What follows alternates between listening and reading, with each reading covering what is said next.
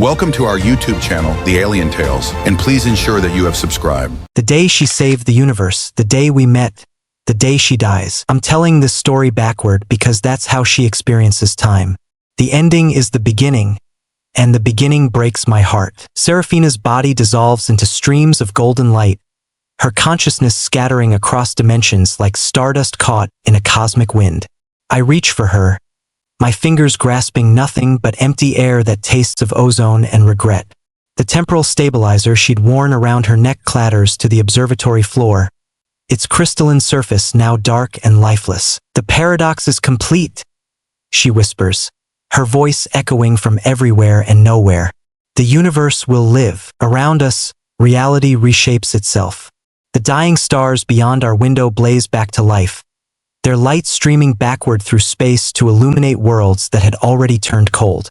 The entropy cascade that threatened to unravel existence itself reverses, time flowing like honey poured upward. But she pays the price. Sarah, no!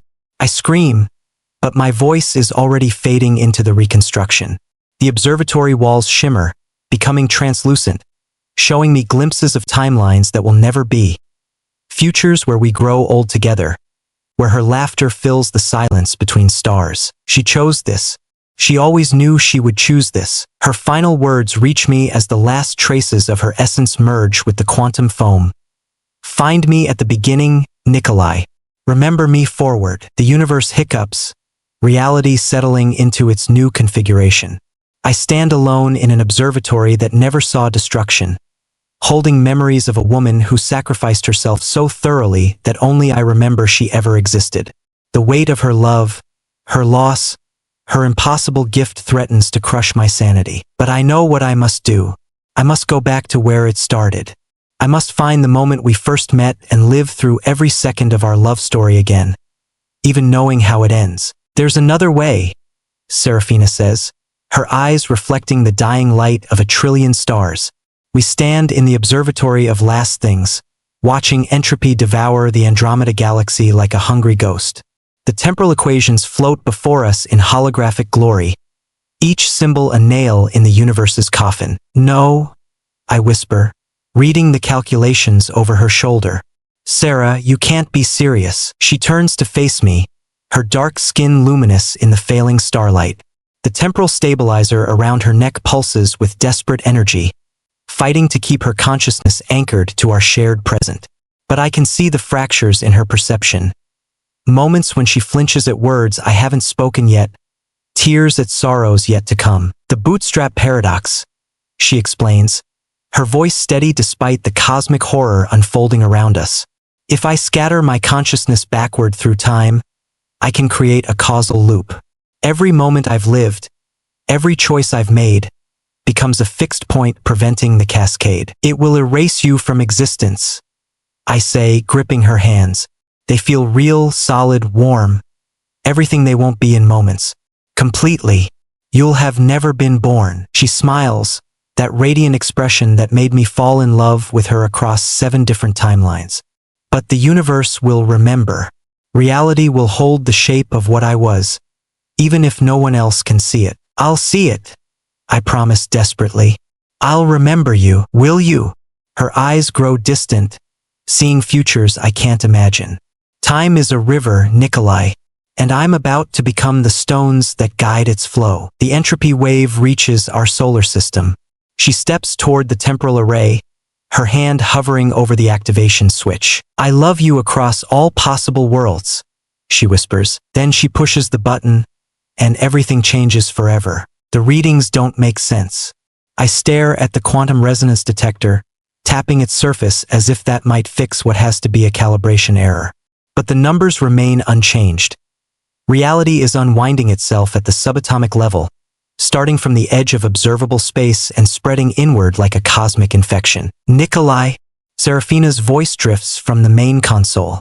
"You need to see this." I abandon my instruments and cross the laboratory to where she stands before the massive viewscreen. Her temporal stabilizer, that miraculous device that lets her experience time linearly despite her condition, gleams against her throat like a captured star. She's pulled up a visualization of spacetime itself, a four-dimensional map that shows the progression of entropy across the universe. It started 3 days ago, she says, her voice hollow with disbelief. A cascade failure in the fundamental forces. The strong nuclear force is weakening, allowing atomic nuclei to decay. Matter is literally falling apart. I study the progression, my physicist's mind racing through possibilities. This isn't natural decay. Something triggered it. A quantum event massive enough to destabilize the cosmic constants themselves. The wave front will reach Earth in 72 hours. She continues, zooming in on our small blue world. After that, everything stops. No atoms, no energy, no time. Just void. We stand in silence, watching our death sentence scroll across the screen in neat mathematical formulas. Around us, the laboratory hums with the quiet efficiency of instruments that will soon measure nothing at all. There has to be a solution, I say finally, though the words taste like ash. Some way to reverse the cascade, to reset the constants. Seraphina turns to look at me, and I see something in her eyes that makes my blood freeze. Knowledge. Terrible, certain knowledge of what must be done. There is, she whispers. But you're not going to like it. The temporal storm hits without warning, reality fracturing like glass around Seraphina's laboratory. I watch in horror as past and future collapse into the present. Ghostly images of conversations we haven't had yet overlay with echoes of our first kiss. The chronometer on the wall spins wildly, its hands chasing each other in an impossible dance of causality. Sera! I shout over the sound of time tearing itself apart. What's happening? She doesn't answer immediately, her attention focused on the experimental device before her. A crystalline lattice designed to harness temporal energy. But something has gone wrong. The crystal pulses with unstable light, each flash sending ripples through the fabric of space-time. I push too hard, she gasps, her hands flying over the emergency controls. Tried to force a temporal anchor point where one didn't naturally exist. The paradox engine is overloading. Around us, the laboratory phases in and out of existence. I see glimpses of our future selves, older, scarred, holding each other as reality burns around us. Then the images shift, showing us meeting for the first time, the spark of recognition in her eyes when she realized I could anchor her to the present. The stabilizer, I yell, pointing to the device around her neck. Can it compensate? It's not designed for this magnitude of distortion, she replies, but she's already adjusting its settings. The crystal glows brighter, fighting to maintain coherence in the temporal chaos. I need you to manually align the quantum resonators. If we can create a stable bubble, the words die on her lips as another wave hits. This time, I see the other possibility, the timeline where her experiment succeeds, where she gains complete control over temporal flow. And I see the price. Reality itself begins to unravel under the strain of her power. Nikolai, she whispers, her eyes wide with terrible understanding. I think I know how this ends. The storm intensifies, and I realize we've just triggered the first domino in a chain that will topple the universe itself. This is impossible, Seraphina breathes, her fingers tracing the equations floating in the holographic display. According to these calculations, I should be able to create a stable temporal anchor, a fixed point in space-time that nothing can alter. I lean over her shoulder, studying the mathematics that have consumed our lives for the past 6 months. The smell of ozone fills her laboratory, a byproduct of the exotic matter containment fields that make her research possible. Outside, the twin moons of Europa cast silver light through the reinforced windows, reminding me how far we've come from Earth to pursue her obsession with time. The energy requirements alone would destabilize local space-time. I warn, though I know she's already considered this. Seraphina doesn't make careless mistakes. She makes terrifyingly calculated ones. Not if I use myself as the focal point, she says, gesturing to the temporal stabilizer around her neck. My condition makes me naturally sensitive to temporal fluctuations. If I can amplify that sensitivity, channel it through the crystalline matrix. You're talking about turning yourself into a living paradox engine. I interrupt, grabbing her hands to stop her from activating the preliminary sequences. Sarah, we don't know what that would do to you, to us, to everything. She looks up at me with those brilliant amber eyes, and I see the hunger there, the desperate need to master the force that has tormented her since birth. Time flows backward for Seraphina Voss. She experiences effects before causes, sees endings before beginnings. It's made her the greatest temporal physicist of our age, but it's also driving her slowly insane. I can control it, Nikolai, she insists. Imagine what we could accomplish with mastery over time itself. We could prevent disasters, save lives, perfect the universe. I want to argue, but her conviction is infectious, and I love her too much to deny her this chance at freedom. All right, I whisper. Let's break the laws of physics. I know how I'm going to die, Seraphina says quietly, her words cutting through the comfortable silence of our shared apartment. We're lying on the couch, her head on my chest, watching the aurora dance across Europa's ice-covered surface through our viewport. The temporal stabilizer around her neck pulses gently against my ribs, a constant reminder of her unique relationship with time. I feel my breathing stop. What? She doesn't look up, but I feel her tears dampening my shirt. I see it sometimes in flashes. The end. The choice I'll have to make. Her voice is steady, clinical, the way she sounds when she's discussing her research. But I know her well enough to hear the fear underneath. The temporal echoes. I whisper, understanding. Her condition doesn't just make her experience time backward. It gives her glimpses of potential futures, fragments of possibility that coalesce into certainty as events approach. It's not just my death, she continues, her fingers tracing patterns on my chest. It's connected to something larger, a cascade failure that starts with an experiment I haven't conducted yet. The universe itself begins to unravel, and the only way to stop it. She trails off, but I can feel the weight of unspoken words between us. Tell me, I say, though every instinct screams that I don't want to know. I have to scatter my consciousness across space-time itself, she whispers. Become a living temporal anchor to prevent the cascade. It will save everything, everyone. But it will erase me so completely that only someone with a direct causal connection to my timeline will remember I ever existed. The aurora outside our window flickers, casting shifting patterns of light across her face. Beautiful and ephemeral, like everything in our life together. How long? Ask. 2 years, 3 months, and 17 days, she replies without hesitation. That's when I make the choice that saves the universe and destroys me. I hold her tighter, as if love alone could anchor her to existence. Marry me, I say, the words tumbling out before I can stop them. We're standing in the observation dome of the research station, watching the Jovian storms rage in the distance like cosmic flowers blooming in fast forward. Seraphina has just finished explaining her latest breakthrough in temporal mechanics, her eyes bright with the thrill of discovery. She freezes, her hand halfway to adjusting the temporal stabilizer around her neck. For a moment, I think I've made a terrible mistake, that I've moved too fast, pushed too hard. We've only been together for 8 months, and her condition makes traditional relationships complicated. How do you build a future with someone who experiences time in reverse? Nikolai, she whispers, her voice thick with emotion.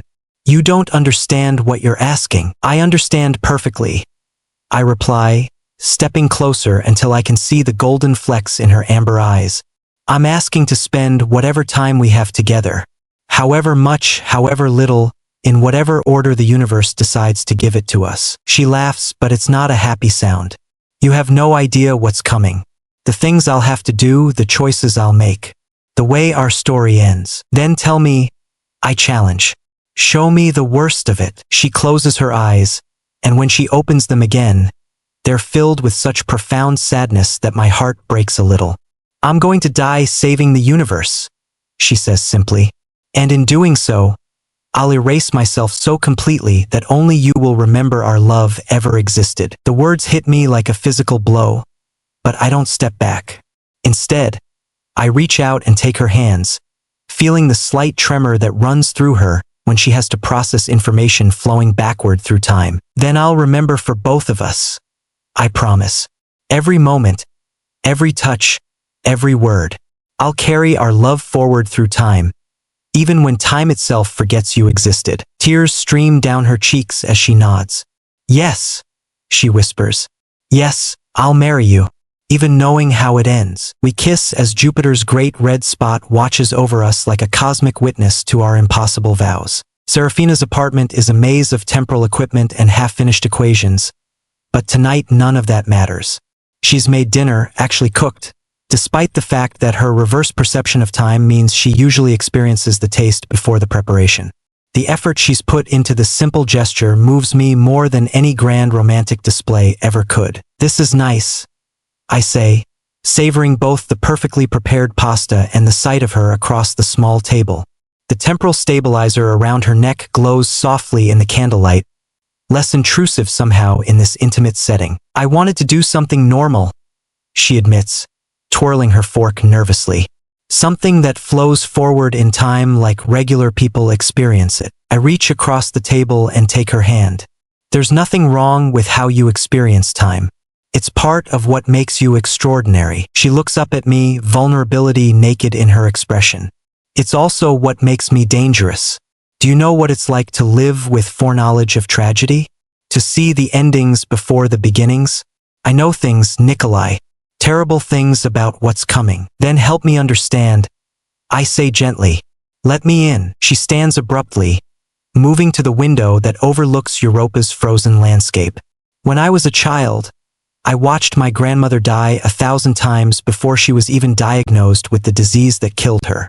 I knew exactly when my first pet would be hit by a transport, but couldn't prevent it because the accident was what made me realize I needed to get her that day in the first place. Causality is a prison when you experience it backward. I join her at the window, wrapping my arms around her from behind. But you also get to experience joy before the sorrow that causes it. You feel love before heartbreak. Doesn't that make the good moments more precious? She leans back against me, and I feel some of the tension leave her shoulders. With you, she whispers. I'm learning that it does. We stand there in comfortable silence, two souls finding solace in the spaces between seconds. The research symposium on Europa is supposed to be about quantum mechanics and exotic matter theory, but I can't concentrate on any of the presentations. My attention keeps drifting to the woman 3 rows ahead of me, the one with the temporal stabilizer around her neck and equations floating in holographic display around her like a crown of pure mathematics. Dr. Seraphina Voss. I've read her papers, of course. Everyone in theoretical physics has. Her work on reverse temporal perception has revolutionized our understanding of causality and paradox resolution. But seeing her in person is different. There's something almost ethereal about the way she moves, as if she's not quite anchored to the same moment as the rest of us. During the lunch break, I work up the courage to approach her. She's standing alone on the observation deck, staring out at Jupiter's roiling atmosphere with an expression of profound melancholy. Dr. Voss, I say, my voice embarrassingly uncertain. I'm Dr. Nikolai Thorne. I wanted to tell you how much your work on temporal mechanics has influenced my research into exotic matter containment. She turns to look at me, and for a moment, her eyes widen with something that looks almost like recognition. But that's impossible, we've never met before. You're going to ask me to collaborate on a project involving temporal energy harvesting, she says matter-of-factly. And I'm going to say yes, even though I know it will change everything. I blink, thrown off balance by her directness. I was going to work up to that, actually. Maybe start with coffee and professional admiration. She laughs, and the sound is like music played in reverse, beautiful but haunting. I'm sorry. Living time backward makes small talk complicated. I experience the end of conversations before the beginning, which tends to make me skip the pleasantries. That must be incredibly isolating. I say, and I mean it. It was, she replies, studying my face with those remarkable amber eyes. Until now, there's weight in those words, layers of meaning I don't understand yet but desperately want to. Would you like to get that coffee? Ask. I promise to let the conversation develop naturally, even if you already know how it ends. She smiles, and I feel something fundamental shift in the universe around us. The first time I see Seraphina, she's dying. Not literally, not yet. But there's something in her eyes that speaks of endings even as we're introduced at the research conference reception. She wears her temporal stabilizer like jewelry, the crystalline device pulsing against her throat with soft light that matches the golden highlights in her dark hair. She's beautiful in the way that distant stars are beautiful, luminous and unreachable and somehow tragic. Dr. Voss, the conference director says, guiding her toward our small group, I'd like you to meet some of our young researchers. This is Dr. Nikolai Thorne. He's been working on exotic matter containment systems. She extends her hand, and when our fingers touch, I feel a shock that has nothing to do with static electricity. For just a moment, her carefully controlled expression crumbles, revealing depths of sorrow that take my breath away. We're going to fall in love, she whispers, so quietly that only I can hear her. And it's going to destroy us both. Before I can respond, she's already moving away, letting the conference director introduce her to the next eager physicist. But she glances back at me once, and in that look I see everything, the weight of foreknowledge, the burden of loving someone when you know exactly how the story ends. I don't understand it then, standing there with my hands still tingling from her touch and my mind reeling from her impossible words. I don't understand that she's already lived through our entire relationship in reverse, that she knows the taste of our last kiss, the weight of our final embrace, the sound of my voice saying goodbye. I don't understand that she's seeing our love story like a film played backward, every moment of joy shadowed by the knowledge of the sorrow that preceded it in her timeline, that she experiences our wedding night before our first date, our fights before our reconciliations, my grief before her sacrifice. All I know is that something fundamental has shifted in my universe, that this strange, brilliant woman with time flowing backward through her veins has just changed my life forever. And I can't wait to see what happens next, even though she already knows how it ends.